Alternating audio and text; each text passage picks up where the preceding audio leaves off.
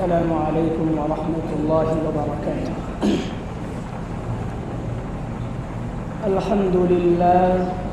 الحمد لله وكفى وسلام على عباده الذين اصطفى. أما بعد فأعوذ بالله من الشيطان الرجيم. بسم الله الرحمن الرحيم.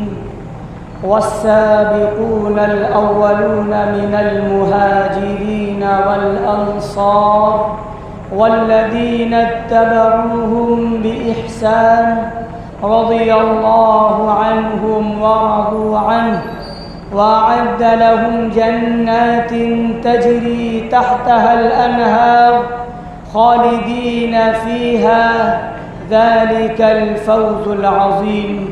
صدق اللہ مولانا العظیم. میرے بھائیوں، بزرگوں، عزیزوں، دوستوں،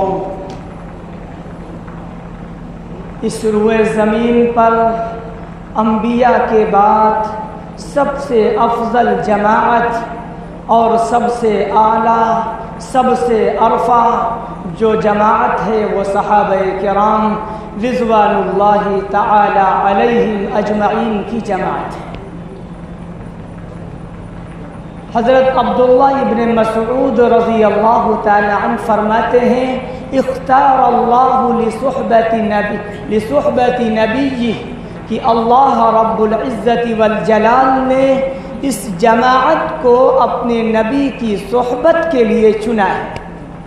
اللہ تبارک و تعالی نے اپنے نبی کی صحبت کے لیے اور اپنے نبی کی دین کے لیے اس جماعت کو منتخب فرمایا ہے اور چنا ہے. جس طرح اللہ رب العزت والجلال نبیوں کا انتخاب فرماتے ہیں، نبیوں کو چنتے ہیں، نبیوں کو منتخب کرتے ہیں. اللہ نبیوں کے دلوں کو ٹٹولتے ہیں، کون سا دل وحی الہی کے لائق ہے اور کون سا دل وحی الہی کے لائق نہیں ہے.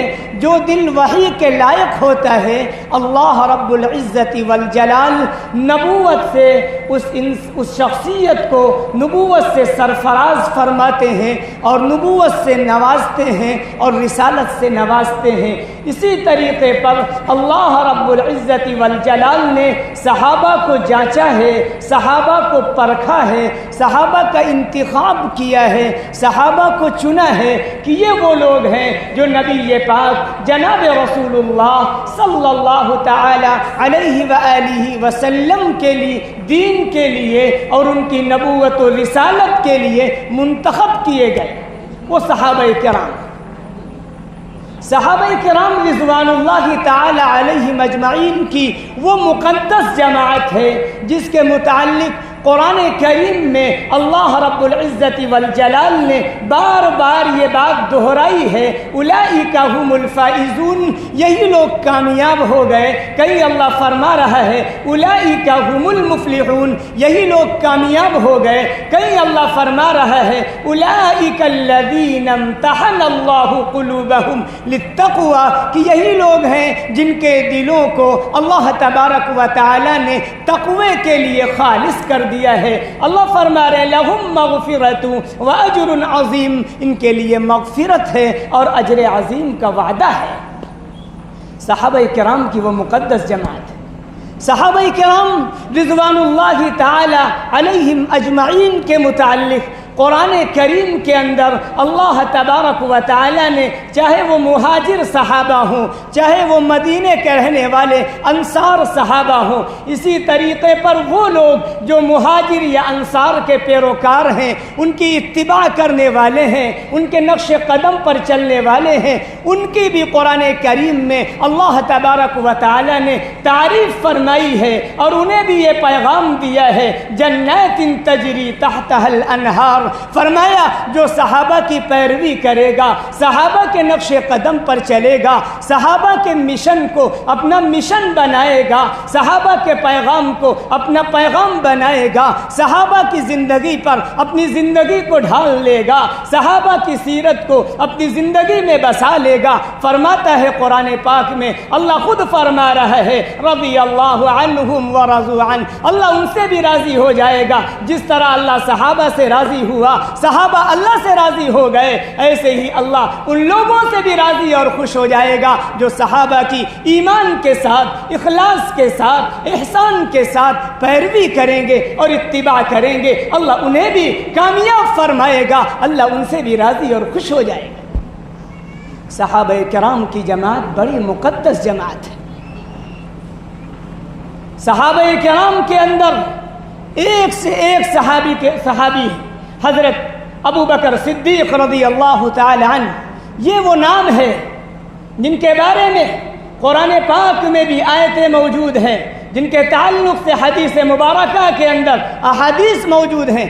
سیدنا صدیق اکبر رضی اللہ تعالی عنہ کو اللہ رب العزت والجلال نے وہ مقام اور وہ مرتبہ عطا فرمایا جو کسی دوسرے صحابی کو عطا نہیں فرمایا۔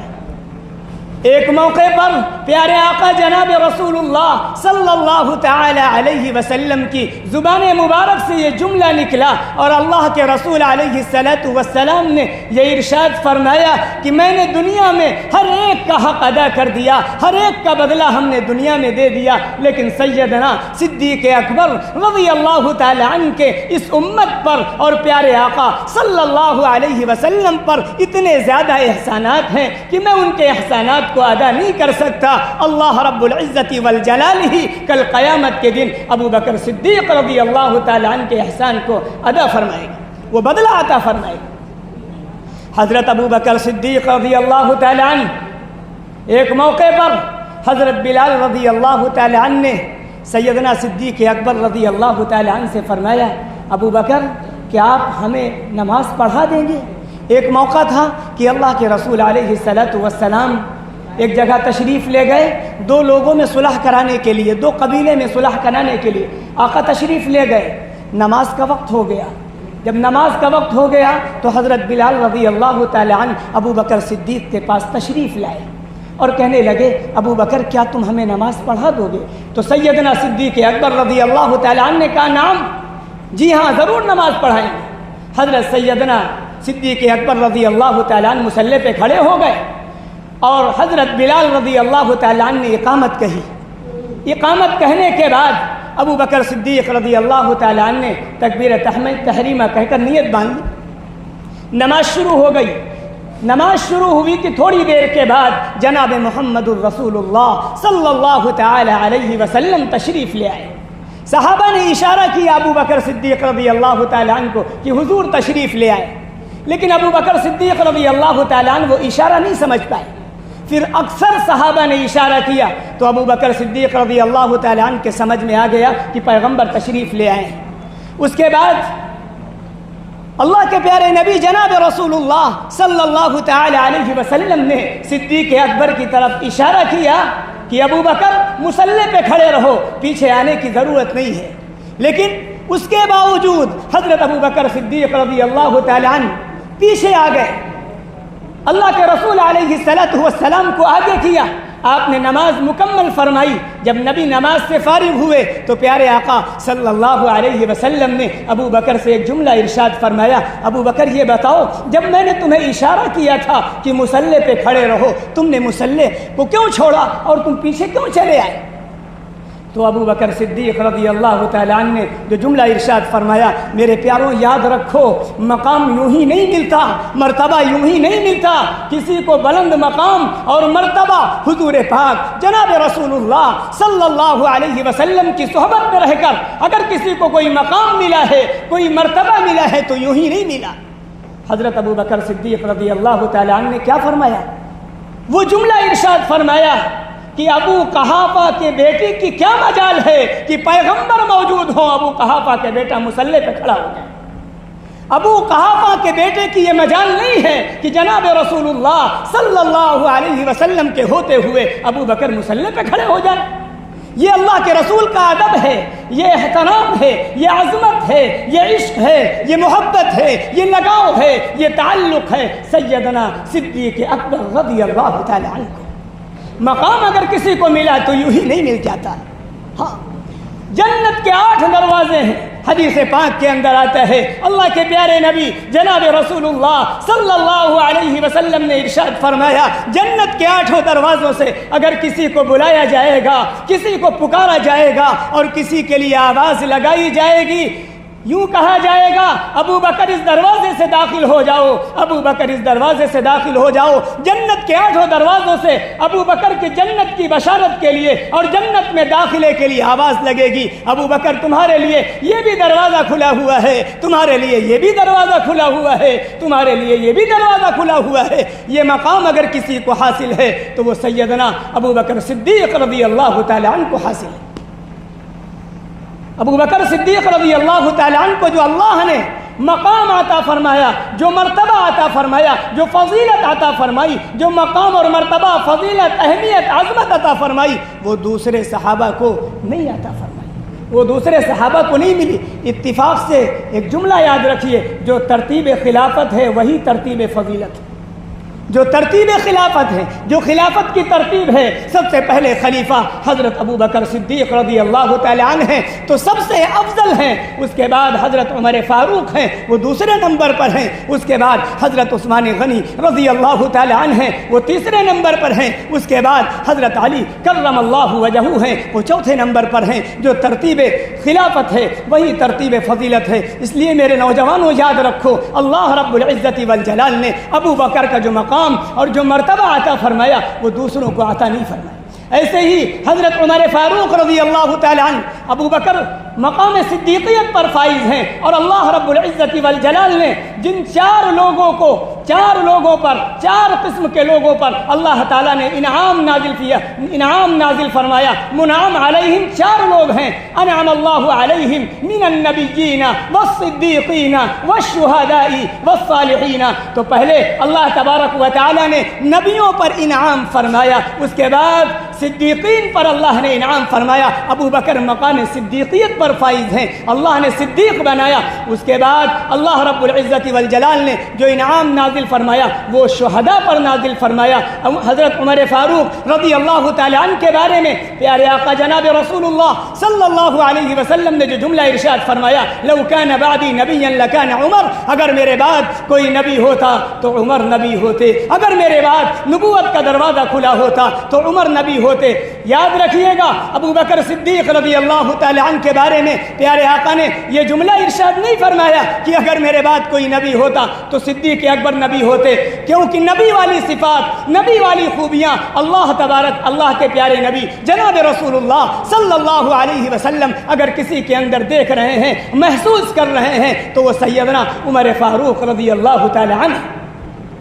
ایسے ہی تیسرے نمبر کے خلیفہ حضرت عثمان غنی رضی اللہ تعالی عنہ۔ ہر ایک صحابی کا الگ رنگ ہے، ہر ایک صحابی کی الگ خوشبو ہے، یہ سارے صحابہ پھول ہیں، پھول کے مانند ہیں، ہر صحابی کی الگ الگ خوشبو ہے، ہر صحابی کا الگ الگ رنگ ہے، الگ الگ ڈھنگ ہے۔ عثمان غنی رضی اللہ تعالی عنہ کا اپنا الگ مقام ہے۔ ایک مرتبے کا واقعہ ہے کہ حضرت ابو بکر صدیق رضی اللہ تعالی عنہ پیارے آقا صلی اللہ علیہ وسلم کے پاس تشریف لائے، اللہ کے رسول جیسے بیٹھے تھے بیٹھے رہے، اسی طریقے پر حضرت عمر فاروق رضی اللہ تعالی عنہ تشریف لائے، پیارے آقا جیسے بیٹھے تھے ویسے بیٹھے رہے۔ اس کے بعد جب عثمان غنی رضی اللہ تعالی عنہ تشریف لائے تو اللہ کے رسول علیہ الصلوۃ والسلام نے فوراً اجازت نہیں دی، بلکہ تھوڑی سی تاخیر فرمائی اور کپڑا اپنی پنڈلی پر ڈال لیا۔ اس کے بعد عثمان غنی رضی اللہ تعالی عنہ کو اندر آنے کی اجازت مرحمت فرمائی۔ عثمان غنی رضی اللہ تعالی عنہ اندر تشریف لائے۔ اس کے بعد سارے صحابہ جب جانے لگے تو امی عائشہ،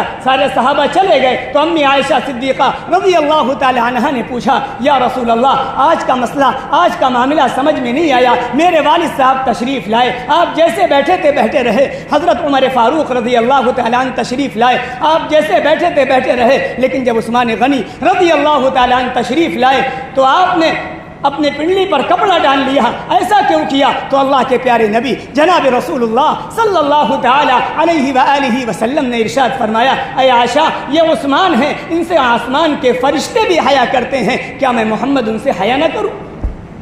یہ مقام ہے عثمان غنی رضی اللہ تعالی عنہ کا۔ ایک ایک حدیث بتا کر میں بات کو تکمیل تک مکمل کرنا چاہ رہا ہوں۔ ہر ایک صحابی کا الگ ڈنگ ہے۔ حضرت علی کرم اللہ وجہہ کے متعلق خیبر کے موقع پر اللہ کے پیارے نبی جناب رسول اللہ صلی اللہ علیہ وسلم نے فرمایا تھا، میں کل ایسے آدمی کے ہاتھ میں جھنڈا دوں گا جو خیبر کو فتح کرے گا۔ ہر صحابی سوچتا تھا یہ جھنڈا ہم کو ملے گا، لیکن کسی کو کیا معلوم حضرت علی رضی اللہ تعالی عنہ کو اللہ کے پیارے نبی صلی اللہ علیہ وسلم نے بلایا۔ اللہ کے رسول علیہ الصلوۃ والسلام کے کہنے پر حضرت علی رضی اللہ تعالیٰ عنہ تشریف لائے۔